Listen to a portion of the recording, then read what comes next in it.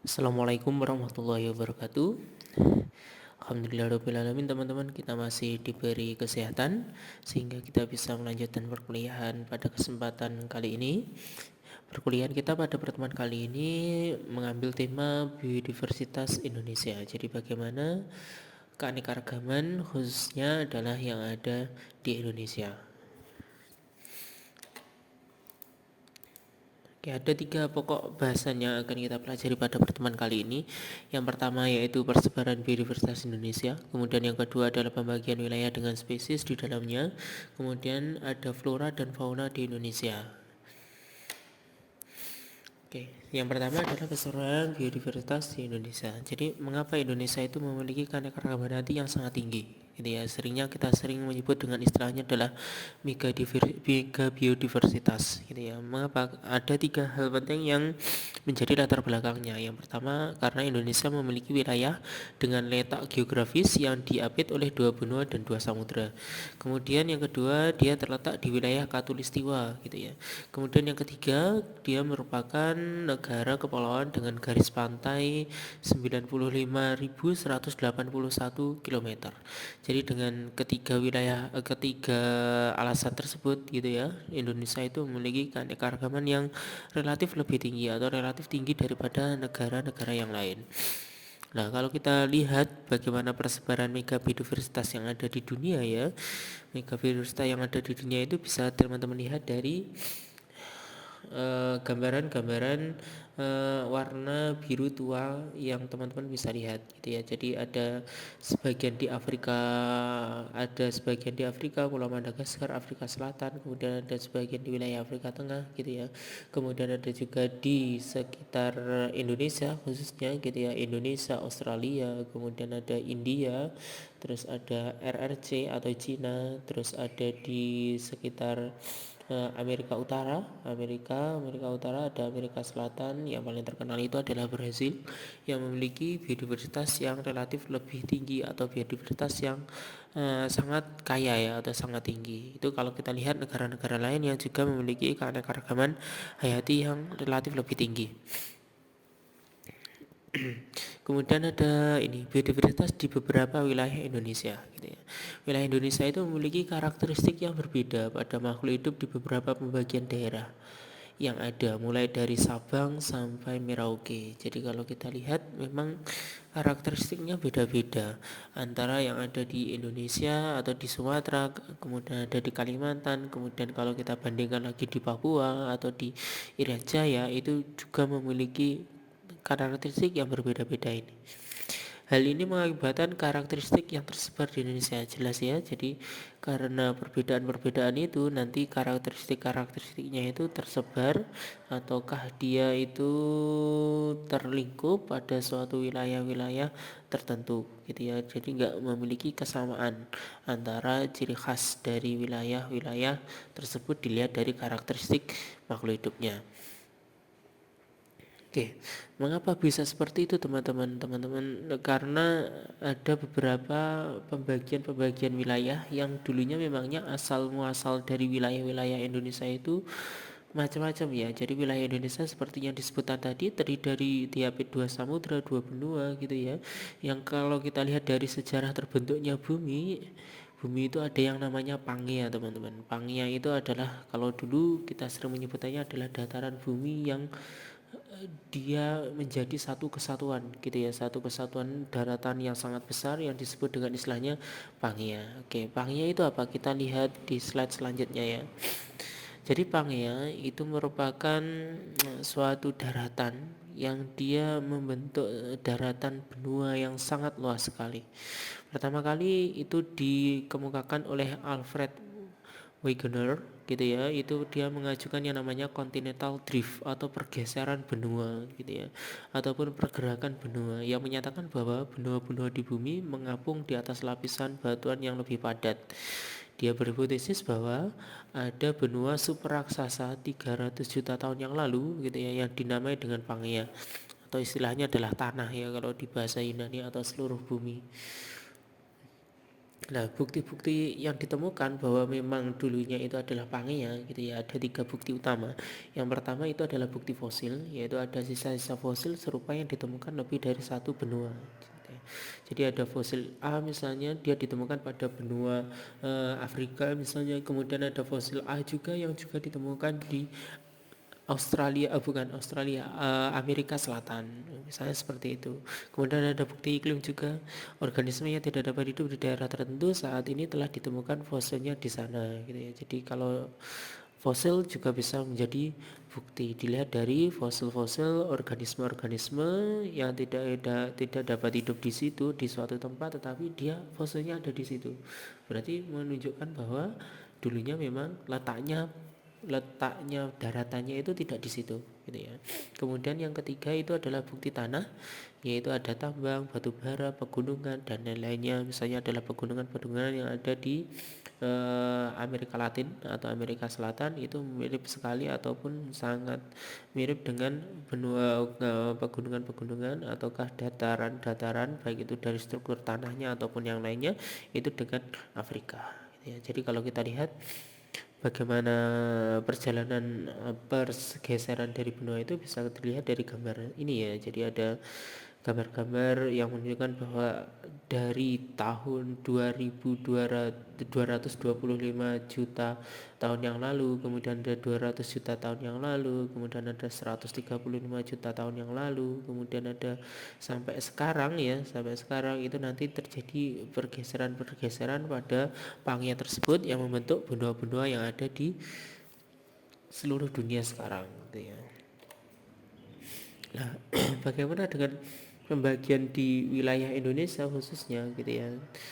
Jadi teori-teori yang menjelaskan adanya beberapa pembagian karakteristik dan keanekaragaman di Indonesia itu dia digariskan atau dituliskan atau dibagi berdasarkan garis Weber maupun garis Wallace gitu ya. Garis Wallace itu ditemukan oleh Alfred Wallace, salah satu ahli biogeografi gitu ya, biogeografi yang menghubungkan antara biologi sama geografi, yang menulis Distribution of Animal pada tahun 1876, di mana ia merangkum yang diketahui distribusi dan penyebab pola biogeografisnya gitu ya. Jadi dia merangkum dari apa saja distribusinya, kemudian penyebab-penyebab yang menjadikan pola biogeografisnya.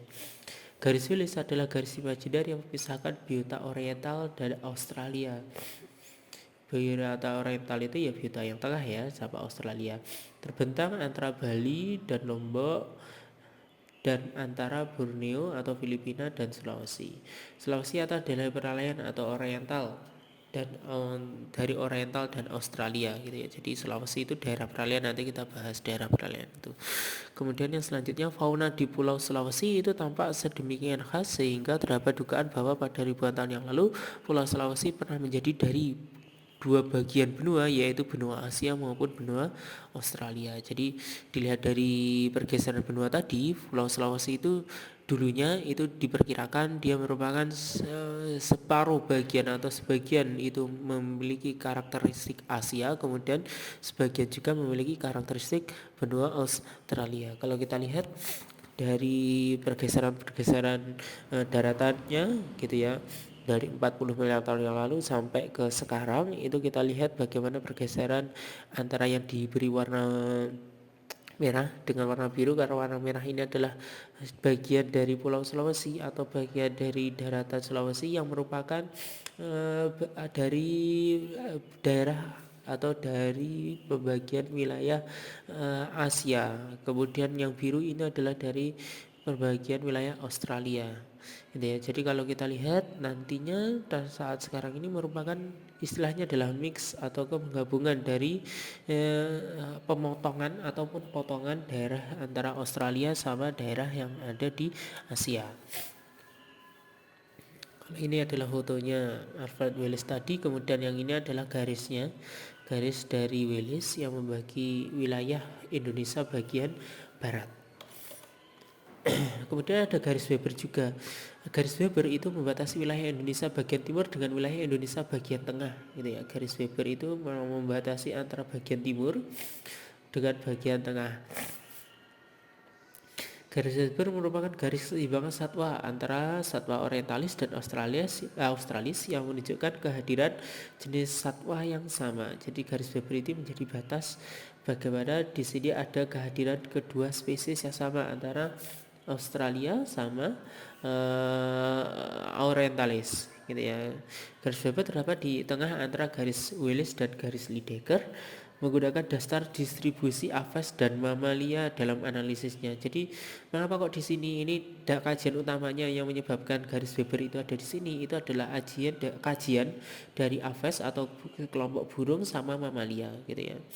Apabila distribusi reptil sama kupu-kupu, Asia jauh lebih ke arah timur daripada Aves. Jadi kalau dia menggunakan analisis distribusi yang bukan Aves atau mamalia, atau dia menggunakan reptil sama kupu-kupu, maka garis Weber itu akan diletakkan atau akan terjadi di wilayah yang agak ke timur lagi. Gitu. Jadi garis Weber itu menjadi suatu analisisnya itu adalah hasil dari analisis Aves maupun mamalia yang menunjukkan bahwa disinilah garis Weber tersebut, bukan dari analisis reptil sama kupu-kupu. Kalau reptil sama kupu nanti dia bisa agak ke timur lagi garis Weber itu. Kemudian ada garis Lydekker.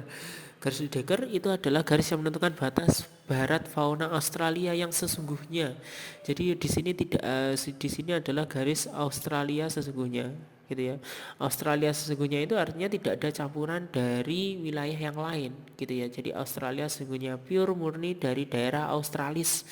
Itu adalah daerah yang dibatasi oleh yang namanya garis Lydekker gitu ya.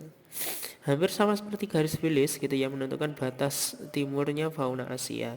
Kedua garis ini secara selektif mengikuti kontur garis kedalaman laut gitu ya 1800 sampai 200 meter sekitar paparan Sahul maupun paparan Sunda. Jadi kalau kita lihat kedua garis Willis sama garis Lydekker itu berdasarkan dari paparan atau garis dasar laut gitu ya, yang disebut ada istilahnya adalah dataran atau daratan Sunda, itu digambarkan dengan garis Willis. Kemudian ada garis Lydekker itu menggambarkan benar-benar dataran Sahul yang dulunya itu dari wilayah Australia sana gitu ya. Kalau yang Sunda ini dari wilayah Asia sana. Itu bedanya antara ketiga jenis garis itu ya. Jadi ada ketiga jenis garis, ada Willis, ada Weber, ada Lydekker. Kalau Willis itu benar-benar dia adalah Asia dilihat dari dataran Sundanya gitu ya. Kemudian kalau Lydekker itu adalah garis yang membagi wilayah Indonesia Timur yang benar-benar kalau dilihat dari biodiversitasnya itu adalah benar-benar dari Indonesia bagian timur ataupun Australis.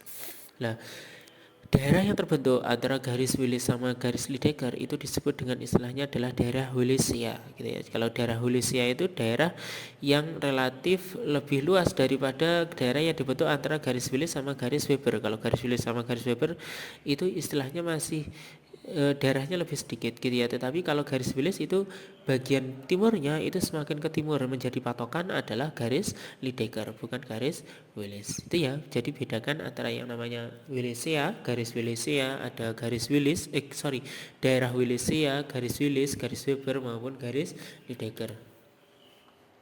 Nah, sekarang kita lihat zona-zona geografisnya ya, zoogeografisnya. Jadi lihat dia dari hewan ke hewan, bagaimana penampakan hewannya ya. Kalau yang minggu lalu ataupun di pertemuan sebelumnya sudah kita lihat penampakan dari tumbuhannya, sekarang kita lihat dari hewan-hewan yang ada di ketiga zona ini. Jadi ada zona orientalis, zona peralihan, sama zona Australia yang nantinya akan memiliki karakteristik yang bisa terlihat atau nampak jelas bila dibandingkan dengan karakteristik dari tumbuhan yang tidak begitu terlihat jelas gitu ya. Zona Australis itu melewati pola-pola yang waktu sebelumnya diberikan pernah bersatu dengan benua Asia karena adanya daratan Sunda, ada Sumatera, Jawa, Kalimantan, pulau-pulau kecil di sekitarnya termasuk juga Bali gitu ya. Zona peralihan merupakan daerah di mana terjadi pencampuran antara hewan-hewan di zona orientalis dengan yang hidup di zona Australis sehingga banyak di antaranya merupakan hewan endemik seperti anoa, babi rusa, kera Sulawesi, kuskus dan sebagainya gitu ya. Zona ini terletak di Pulau Sulawesi, Maluku, Seram, Pulau Nusa Kecil mulai dari Lombok sampai dengan timur. Kemudian ada zona Australis. Zona Australis itu meliputi daerah Kepulauan Kai Aru, Papua. Hewan-hewannya itu memiliki banyak kesamaan dengan penghuni benua Australia. Tidak ada lagi hewan zona Indomalaya. Kemudian persebaran fauna di ketiga zona itu, kalau di zona 1 atau zona orientalis itu ada primata, karnivora, kemudian ada proboscidea, Perissodactyla gitu ya, Perissodactyla, kemudian ada Logomorpha atau jenis-jenis kelinci, itu juga ada di wilayah zona 1 atau orientalis. Kemudian di wilayah zona 2 atau peralihan itu tidak terbanyak di zona 1, tetapi ada mamalia endemik. Contohnya adalah Artiodactyla, kemudian ada primata, kemudian ada marsupialia, kemudian ada monotremata atau mamalia bertelur, itu juga ada. Kemudian di zona 3 atau zona australis itu hampir tidak ada lagi mamalia dari zona Indomalaya. Sebagai penggantinya ada satwa marsupialia atau mamalia berkantong. Nah, itu adalah bagian-bagian dari ketiga zona ataupun ketiga wilayah dari Indonesia. Terima kasih, itu dulu mungkin yang bisa saya sampaikan. Ada kurang lebihnya nanti kita sambung di diskusi. Saya akhiri teman-teman. Assalamualaikum warahmatullahi wabarakatuh.